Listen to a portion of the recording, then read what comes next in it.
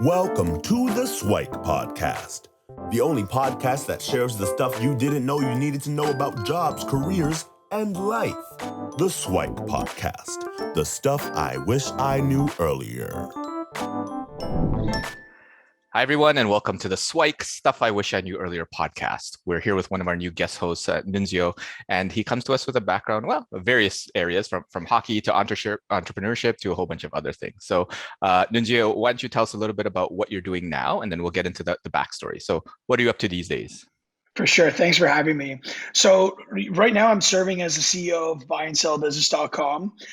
Essentially, it's an online platform where people can buy, sell, and grow all types of businesses in the micro market, from SaaS to Main Street to e-commerce. And at our core, we're really driven as an organization to make business ownership real and business exits easy for people around the world. We truly believe that a stronger economy and better future is possible when people wake up in the morning loving what they do. And business ownership is that viable path or is a viable path towards that. And that's a message, we're trying to get out every single day. So that's consuming a lot of my time right now. Sounds good. So before we dive into that, let's rewind and go back in time. So what was Nunzio like as a kid? Are there any kind of early fond memories that you have? What were you like growing up? You know what, as far as what I've been told, I was super energetic. I was curious. As I grew older, I became, extremely reliable, focused and goal oriented. I was, and I still am, extremely organized, and always had these lists of things to do or accomplish. I was what was on some of the early things on those lists? Oh my God, it'd be like, I would have a list of, certain movies that were coming out, and Okay. I had to go, purchase those DVDs or a list of Goosebump books that I wanted to read. And, because I'm so, goal oriented and driven, it'd kind of be a checklist that, I would have to complete. So I remember being like that as a child. And I was also a pretty strong athlete and a pretty good student. Mm-hmm. So how did that kind of happen in life? So we were talking off air, and you end up doing a stint in hockey. So obviously that athleticism translated to that there. So what was that? I mean, folks tend to start sports, especially when they get to a higher caliber level. They start very early. So what are kind of your memories of getting into the hockey world? Yeah, for me it was interesting because my dad was pretty busy when I was younger, and he asked my mom if she could go register for me, register for hockey, and for 3 years straight, my mom would come back and say, no, registration's full. Okay. And my dad figured out that she was lying because she didn't want me to play hockey. She was scared that I would get hurt. Okay. So one year my dad said, this is, absolutely ridiculous. I'm going and I'm registering. And he, at 7 years old, he signed me up for hockey. And the rest is history. I signed up relatively later. Some of these kids now are starting hockey at 2-3 years old. So I was 7, and the whole year, I remember that whole year I was a defenseman. But the last championship day, the coach was, or the last championship game, the coach asked who wanted to go in net. And I remember it like it was yesterday. My dad bought me a brand new stick, and I was really excited to play with it. But then, my mind started going towards, hey, it'd be really cool to go in net. I wouldn't mind doing that. And I put my hand up, my dad put my hand down, I put my hand up. And then eventually my coach looked at me and said, it looks like you want to go in net. And I'm like, yeah, I do. A long story short here, I went in net and I played unbelievable. And there was someone in the audience that was sort of scouting or looking at talent. And I was selected to play in the top tier league for 8-year-olds in the Greater Toronto area. And then from there, hockey was a very big part of my life. Sounds good. So what does that life look like? Because for a normal kid, it's going to school and kind of whatever 9 to 3 or whatever the hours are nowadays. But Yeah. on top of that, now you have tons of practice, tons of this and that. So what is like as an 8-year-old who's kind of quote unquote drafted into these top tier area? What does life look like there? Yeah, if I map out sort of my journey since I was a little kid, it was always about, family, sports, Hmm. and as I got older, business, right? And whether it was sports or business, family was always at the center. And both sports and business demand you to be, prepared mentally, physically, and emotionally. And I started understanding that at a very young age because the reality is, whether I was, younger training as an athlete or now, building a business, there are great highs, terrible lows, and stress. Hmm. And many, ignore the last two, which is an extremely important part of the journey because you need to know how to manage them. So I would say, sports and business and having my family there with me along that way, really helped me understand how to manage, terrible lows and stress and how to have that winning attitude to keep on moving forward. And do you have an example of like how you learned? Like, was there like particular lesson or particular like instance to say like yeah, I'm super stressed, I'm super low, I'm like we just lost a huge game or something like that, and then you were able to manage that? Do you recall an instance? There's so many, right? There's always these micro defeats, right? You had a bad practice, you let in a weak goal, you had a bad game, you were forced to conduct yourself with humility, keep your chin up, and make sure that you're prepared for tomorrow, right? You have to quickly leave those micro defeats in the past and move forward as quickly as possible. It was always about consistency, right? A lot of that plays into my business career too now. Hmm. And was there a particular like kind of moment or tip or trick or something that you had to say like, you know what, bad game, bad goal, whatever, but tomorrow is another one and next one, and something that the folks kind of need? Because I know there's people have their routines and their rituals and stuff like that. I don't know Yes. for yourself if you have something similar that you had. Yeah, no, I definitely was a person of routine. But the biggest thing that helped me get through the micro defeats was understanding that there is a tomorrow. Mm. There is another chance and another shot to make it right, Hmm. and looking forward to that. Always having faith, right? Um, you know, I think a good thing to do in life is always address like the brutal reality of these micro defeats or of today, but always have faith that there's a better opportunity or a better chance tomorrow. And I think that's what really helped me get through those hard times.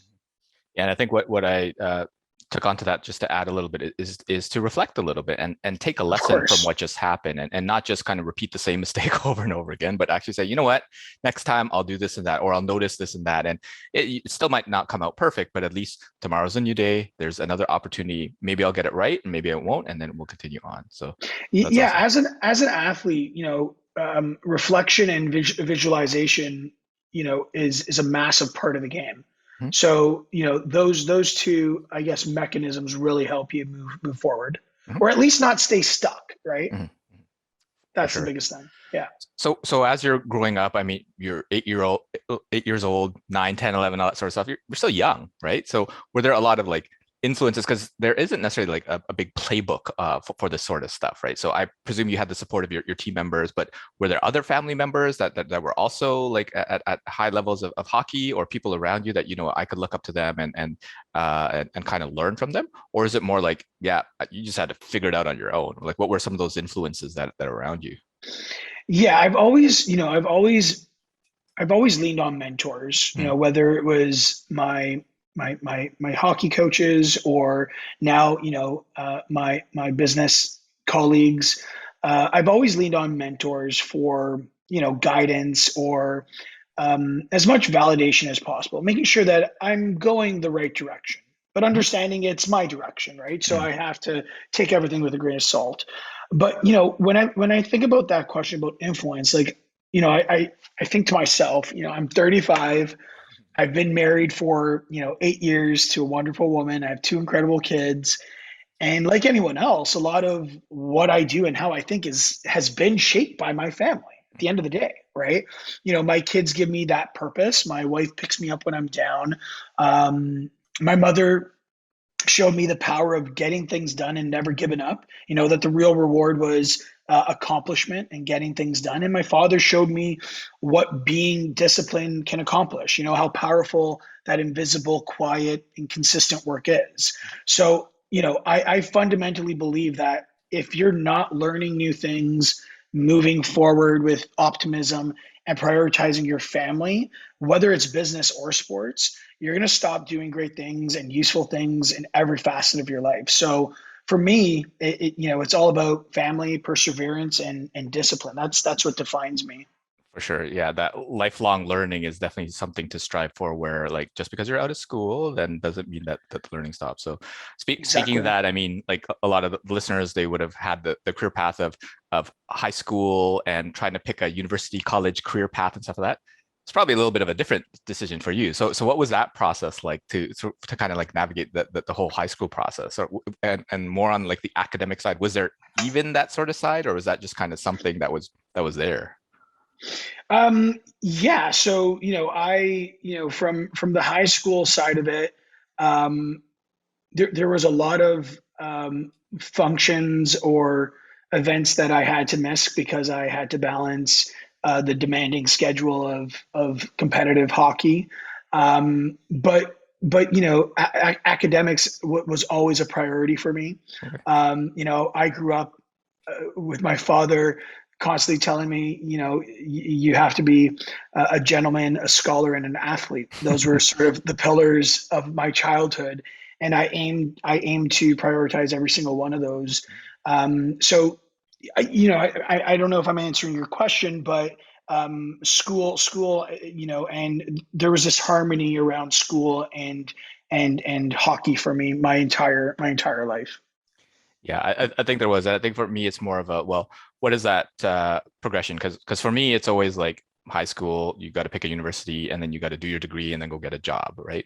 Yeah. Slightly different path where, okay, you're basically in different tiers of Yeah. hockey and kind of growing up. So what's the typical cadence where at some point, I mean, in any sport, it's the professional league, so NHL in this case, like where does that kind of work its way into like the path and the roadmap? Is it on the high school side at the end of high school and university, or like where is that? Well, yeah. So what ended up happening for me was, at the end of high school, I had to make this decision because, like I said, my schedule was pretty demanding. I Mhm. had to make the decision to either, pause with on university and then pursue my professional career, and that's what I did.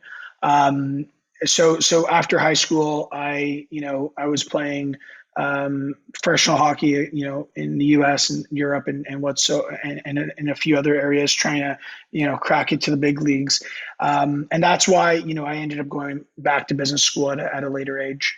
Mhm. And talk to us about that decision, because that's not a very easy one, right?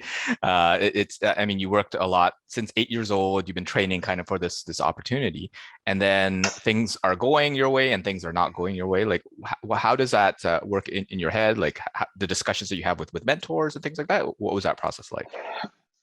Um, it was scary. So, like I said before, I leaned on my family to help guide me and try and make the right decisions. But there was a massive amount of reflection and Mhm. just me talking to myself. What did I want to do? Um, and I think that was one of the biggest decisions in my life was understanding and realizing that, okay, I need to walk away from hockey, and I need to go back to business school. And just to set some context up, when I went back to business school, I was 22 years old. And it was a big deal. Like, 22 sounds young, but I was the oldest in the class, and it tested my comfort level. So hockey definitely taught me the power of knowing when to walk away or try harder. Um, and I needed that lesson because I'm the type of person where if I start something, I'll fight tooth and nail to make it succeed. Um, but what hockey made me realize was if something stops me along the way, and I've done everything I can or I could to avoid failure, then I'll need to accept it and move forward. And that's one thing that I really appreciate about the sport. That's definitely one thing that it's taught me. Sounds good. So as you were making your decision to walk away, was it always just I'm going to go into business, or was there other things like would you become a doctor, lawyer, accountant, engineer, that sort of stuff? Or it's like no business, and there specifically, obviously, you went kind of that entrepreneurial route. Was that always kind of at the forefront, or were there different things? I might try accounting, finance, HR, things like that. Like how was that decision to go back into the world of academia like? So 7-year-old me wanted to be a veterinarian, Okay. and then I quickly realized that 22-year-old me did not want to be a veterinarian. But another thing at the time, I had friends that were attending the same business school, so there was some influence in giving it a shot and seeing what happens. Just Right. taking that step and seeing what happens. I didn't really know what I wanted to do, to tell you the truth. Mhm. First I started, thinking, okay, maybe I could be like my father, right? An accountant. And, after a couple courses, like, nope, that's not for me. And then I ended up, finding a lot of interest in entrepreneurship, Mhm. right? And I started really noticing that there's a lot of similarities between entrepreneurship and sports, right? Hmm. And sports in general, it teaches us so many lessons that are transferable to business, right? Whether it's endurance, sacrifices, competitiveness, being a self-starter. So I didn't know it at the time, but I loved creating things, Hmm. whether it was cooking or creating fake business plans. I remember when I was 7, I created this business plan called One Stop Pet Shop. Um, it did everything from training to grooming to retail, whatever. And this was before, I believe it was before PetSmart was even a thing. But what started clicking was the young me and the older me. And that was, I loved documenting things and achieving them. And in the end, creation and turning an idea into something real is the essence of entrepreneurship, which is my true passion. And that's what I found in business school within the first, I say, year and a half. Sounds good. So walk us through a little bit about your kind of first forays into that entrepreneurial journey, right? So the first business that you started, whether it was successful or not or whatever, like what was that trajectory between kind of the early entrepreneur days and then to where you are now? Oh man, I started. It's sort of like that saying with books, right? You buy more books than you could read.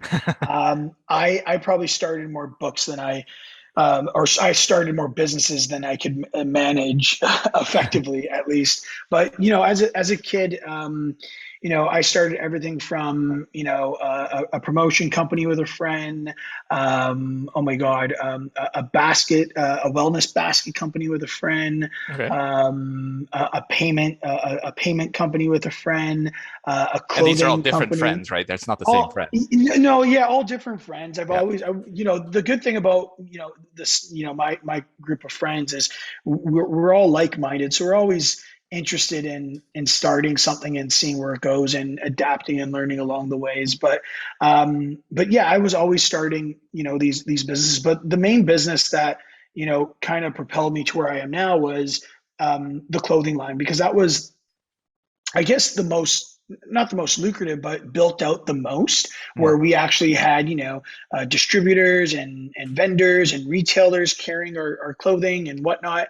But we got to a point where, we didn't have the expertise or the resources to really grow it. So I started looking for ways to sell it. And that's, how I identified the opportunity for buyandsellbusiness.com. Hmm. So out of all those businesses, what were a few notable lessons along the way? There's probably a whole book or even more that you could write about it, but are there maybe one or two or three lessons that you could share with kind of those budding entrepreneurs out there? They want to start something with their friend. Like, what are a couple of those key lessons that would be helpful? The stuff I wish I knew earlier. Yeah. So as far as, those lessons, I would say, you know, pick your partners wisely. Hmm. Um, Understand what your core competency is. Understand that there will always be someone doing more work than someone else, and that's fine, as long as you're communicating that and everything is transparent. Um, and then a couple deeper ones that I wish I knew earlier. The first would be to listen to the things that you don't want to hear. Hmm. To really acknowledge that you don't know everything, you don't have all the answers to everything. To acknowledge that growth happens with hard work and difficult conversations. The things that most people don't want to do or listen to, and to really acknowledge that being curious and always learning and asking the right questions is how you grow, create awesome teams, products, and businesses. And the second thing I wish I knew when I was younger or earlier, was to understand that things happen gradually and then suddenly. And there's a Okay. famous quote around that. And what that means is, be patient, right? Focus on creating good habits and investing in the right things, because those habits and things lead to good decisions, and that all adds up and compounds in life. Sounds good. A couple of things that I took away from that is for the last one, it's kind of that overnight success that took 10 years to build, that sort of thing. Exactly. That Yes. it's a gradual and then it happens quickly. And then on things like the listen to things you don't want to hear, that's actually a very interesting one where to me that speaks to like self-awareness, where oftentimes if a bunch of people around you are kind of saying the same things, well, if what's the expression? If you point one finger, then three point back. So it seems like you may have to look inwardly to say, okay, what is it that I need to learn and get a learning from this, and then things like picking your partners and understanding core competencies, all that sort of stuff. That's probably again probably multiple episodes on its own just to kind of dig deep into each one of those. So I think that's amazing information, and I hope that we can go into some of these in further detail. Just to kind of end off on the current buy and sell. So ultimately, you had this clothing line. You wanted to sell that. What was kind of that journey to create kind of the what you're doing right now?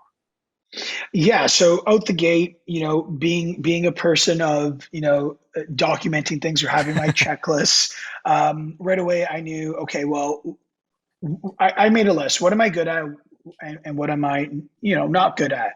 And I went to go find people that could help me with the parts that I was not good with. So I sold, sweat equity at the beginning to find my strengths and or my weaknesses. Sorry, and I brought in those people to help me build out my idea.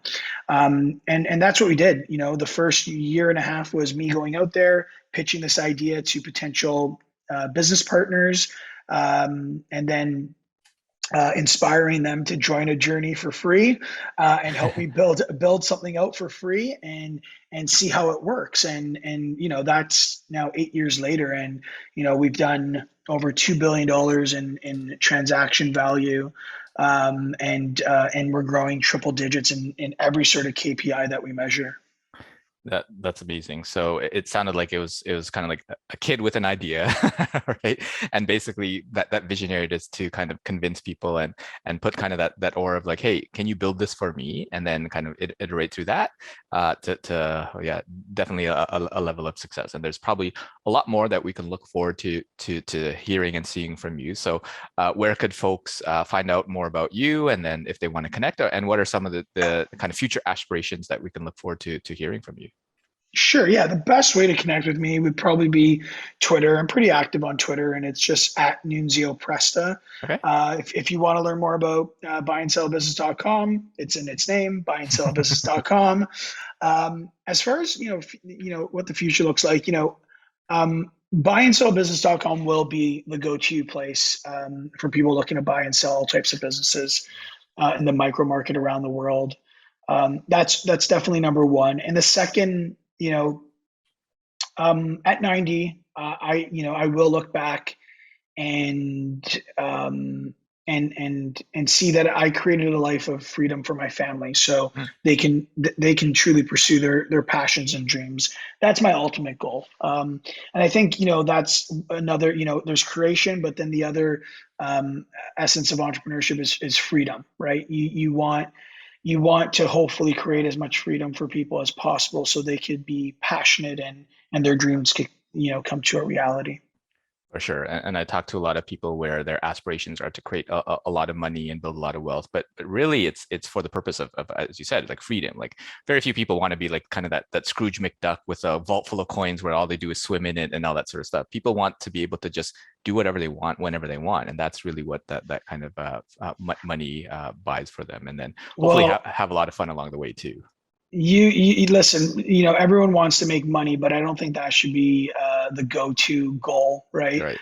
Because at the end of the day, you tell me, what you can do with $1 million if your ankle's chained to a desk. Sure. 100%. So yeah, words of wisdom and a good place to end. So thanks so much, Nunzio, for sharing your story. And then, yeah, I think there's a lot of topics to kind of dive into a little bit more deeply. And hopefully we have you back for a future episode. Absolutely. This was awesome. Really appreciate the opportunity. Thanks, Nunzio. Thank you. Thanks for joining us on the SIWIKE Stuff I Wish I Knew Earlier, the podcast. If you like the podcast, please subscribe on iTunes, Stitcher, or wherever you found this podcast. And if you can give us a review, that would be very appreciated. Feel free to contact me on LinkedIn at Luki Danu, LUKIDANU, and the same on most social media platforms. And I look forward to hearing from you. Thanks. Bye.